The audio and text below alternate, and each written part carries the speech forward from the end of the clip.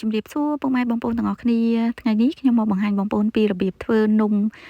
ដែលយើងអាចទុកបានយូរចាដោយបងប្អូនដឹងស្រាប់ហើយក្នុងប្រទេសយើងឥឡូវគឺមានការឈ្លានពានពីប្រទេសសៀមហ្មងចានិយាយទៅយើងកំពុងតែមានសង្គ្រាមហើយអញ្ចឹងនេះខ្ញុំក៏ចេញវីដេអូហ្នឹងដើម្បី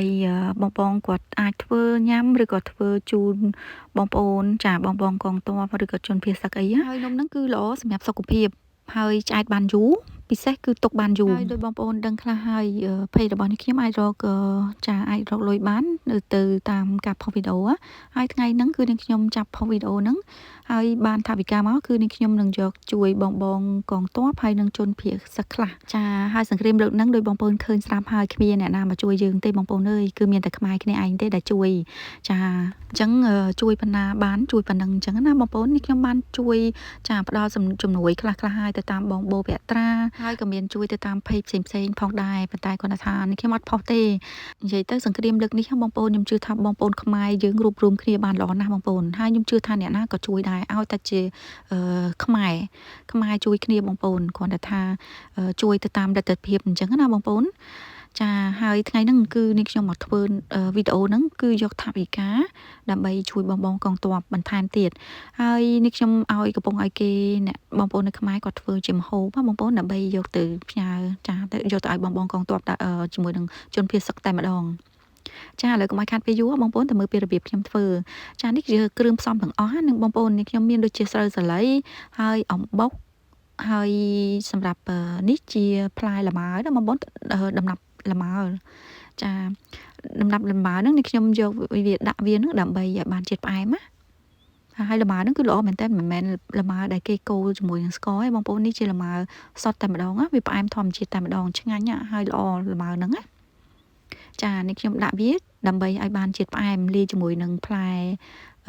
ទំពាំងបាយជូរក្រៀមអីអញ្ចឹងណាបងប្អូនហើយបន្ទាប់មកខ្ញុំមានម្សៅទឹកដោះគោសម្រាប់ម្សៅទឹកដោះគោបងប្អូនអត់ចង់ដាក់អីក៏បានដែរប៉ុន្តែដាក់ទៅវាកាន់តែឆ្ងាញ់ណាហើយនេះខ្ញុំប្រើទឹកឃ្មុំខ្លះផងដែរហើយនេះជាល្ងហើយនេះខ្ញុំមានពងមាន់ផងដែរបងប្អូន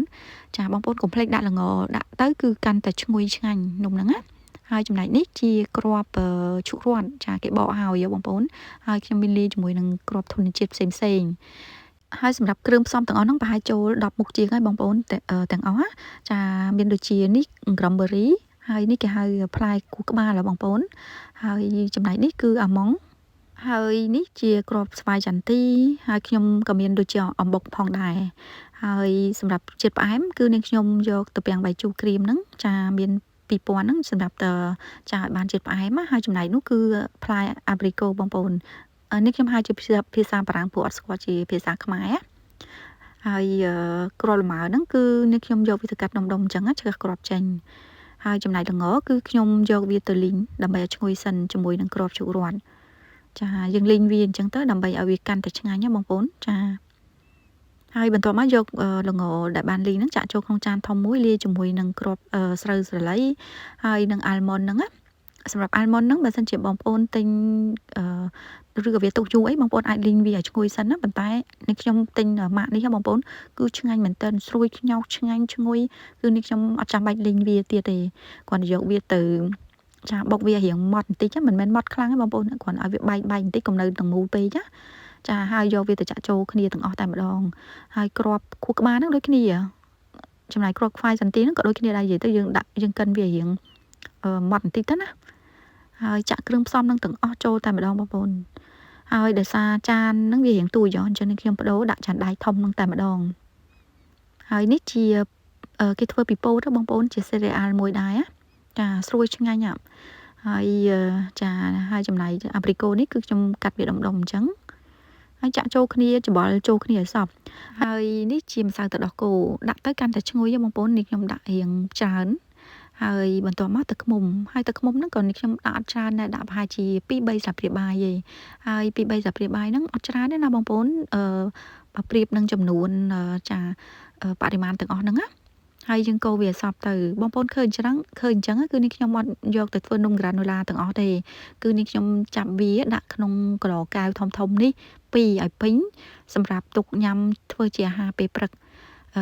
ចានិយាយទៅវាល្អសម្រាប់សុខភាពហើយញ៉ាំតែមួយកូនចានលាយជាមួយទឹកដោះគោឬក៏ទឹកស្ដាយបងប្អូនគឺឆ្អែតដល់ថ្ងៃចានេះខ្ញុំអាសាធ្វើណានេះខ្ញុំអត់ដែរថតជាវីដេអូទេតែលើកហ្នឹងណាប៉ុន្តែនេះខ្ញុំនៅផ្ទះគឺអាសាធ្វើណាពិសេសទុកឲ្យកូនខ្ញុំពួកគាត់ទៅរៀនណាបងប្អូនហើយនៅសាលានៅប្រាំងនេះគឺគេអត់មានលក់នំអីខាងក្រៅទេណាបងប្អូនអញ្ចឹងនេះខ្ញុំឲ្យគាត់ញ៉ាំអាហ្នឹងមួយចានទៅជាមួយទឹកដោះគោអញ្ចឹងណាគឺឆ្អែតរហូតដល់ម៉ោងបាយគេតែម្ដង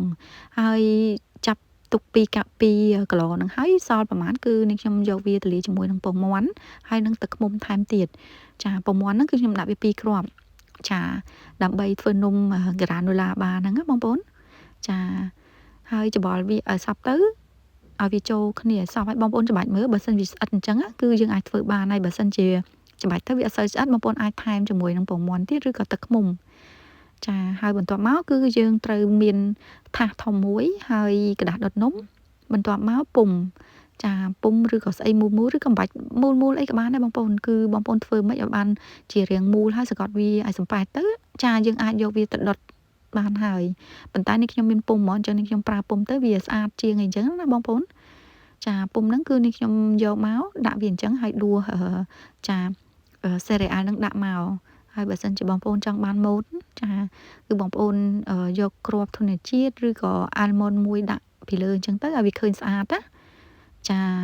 ហើយធំហ្នឹងនេះខ្ញុំធ្វើតែ6ទេហើយបន្ទាប់មកខ្ញុំយកកូនពុំទូចមួយទៀតចាធ្វើទូចអញ្ចឹងណាដើម្បីឲ្យវាពេញថាសចាបន្ទាប់មកគឺយើងយកទៅដុតនៅក្នុងឡរយៈពេល10ទៅ15នាទីនៅក្នុងកម្ដៅភ្លើង180អង្សាបងប្អូនចាយើងដាក់ដុតវា10នាទីជាងអញ្ចឹងទៅចាបន្ទាប់មកគឺជាការស្រេចហើយនេះនំនិយាយទៅសេរីអាល់ដែលនៅសល់ហ្នឹងគឺខ្ញុំធ្វើបានប្រហែលជា20នំបងប្អូន20នំធំហើយនឹងទូចលាយគ្នាអញ្ចឹងណាហើយឥឡូវ10នាទីចា10នាទីក្រោយមកគឺនំខ្ញុំវាបានឆ្អិនហើយចានិយាយទៅវាឆ្អិនហើយគ្រាន់តែថាយើងដាក់ឲ្យវាក្រៀមអញ្ចឹងទៅដើម្បីទុកបានយូរហើយមួយទៀតគឺស្រួយចាទុកកាន់តែយូរកាន់តែស្រួយបងប្អូនពេលដំបូងទៅអាំងដំបូងថ្មីអញ្ចឹងវារៀងនៅទន់ប៉ុន្តែយើងទុកឲ្យវាត្រជាក់ស្រាប់ទៅចាស្អែកឡើងគឺស្រួយខ្ញៅស្រួយហើយឈ្ងុយឆ្ងាញ់មែនតើចាហើយដូចនេះខ្ញុំជម្រាបបងប្អូនអញ្ចឹងនំដែលនៅសល់សេរីអាល់ដែលនៅសល់ហ្នឹងគឺនេះខ្ញុំធ្វើបាននំធំហ្នឹង6ហើយនំទូចហ្នឹងប្រហែលជា15ដល់6នំអញ្ចឹងសរុបទាំងអស់បាន24នំណាបងប្អូនចាហើយមើលទៅទំនងឆ្ងាញ់មែនតើបងប្អូននេះខ្ញុំអាសាធ្វើទុកញ៉ាំពេលម៉ោងនិយាយទៅជាអាហារសម្រន់ណាបងប្អូនពេលល្ងាចប្រហែលជាម៉ោង3ម៉ោង4ពេលយើងឃ្លានអីចាគឺនេះខ្ញុំចាញ៉ាំម្ដុំទៅឬក៏នេះខ្ញុំខ្ចប់ទុកឲ្យកូនទៅរៀនកូនខ្ញុំក៏ធំហើយប៉ុន្តែបងប្អូនមានកូនទូចក៏ចាក៏អាចខ្ចប់ឲ្យគាត់ញ៉ាំបានដែរនិយាយទៅសាលានៅប្រាំងនេះបងប្អូនគឺគេមានតែអាហារជាអាហារពេលថ្ងៃឲ្យគាត់តែម្ដងសម្រាប់អាហារពេលព្រឹកគឺនេះខ្ញុំឲ្យគាត់ញ៉ាំសេរីអាល់ហ្នឹងមួយចានលាយទឹកដោះគោហើយគឺគាត់អាចចាទប់ឃ្លានរហូតដល់ម៉ោងបាយតែម្ដងហើយសម្រាប់បាយហ្នឹងគឺគេញ៉ាំនៅសាលាបងប្អូនចាគឺយើងមានកង់ទីនគេនៅសាលាតែម្ដងហើយនៅពេលដែលគាត់ចេញមកផ្ទះម៉ោង4ម៉ោង5ល្ងាចហ្នឹងចានេះខ្ញុំដាក់ឲ្យគាត់មកនំហ្នឹងមួយទៅសម្រាប់ញ៉ាំតាមផ្លូវគឺឆ្អែតរហូតដល់បាយល្ងាចតែម្ដងនិយាយទៅគាត់ចូលចិត្តតាមពិតទៅនំហ្នឹងហើយនឹងសេរីអាល់លាយហ្នឹងនៅប្រាំងនេះក៏គេមានលក់ស្រាប់ដែរប៉ុន្តែផ្អែមខ្លាំងពេកបងប្អូនហើយដល់ពេលដែលធ្វើខ្លួនឯងអញ្ចឹងគឺវាឆ្ងាញ់ជាងណាព្រោះយើងអាចដាក់ដំណាប់ផ្លែឈើដែលយើងចូលចិត្តឬគ្រាប់ធនជាតិផ្សេងៗដែលយើងចូលចិត្តណាហើយចាលាយជាមួយសេរីអាល់ទៅហើយពិសេសគឺយើងអាចបន្ថយស្ករឬដាក់ស្ករផ្អែមទៅតាមរសជាតិយើងណានិយាយទៅស្រួលធ្វើខ្លួនឯងណា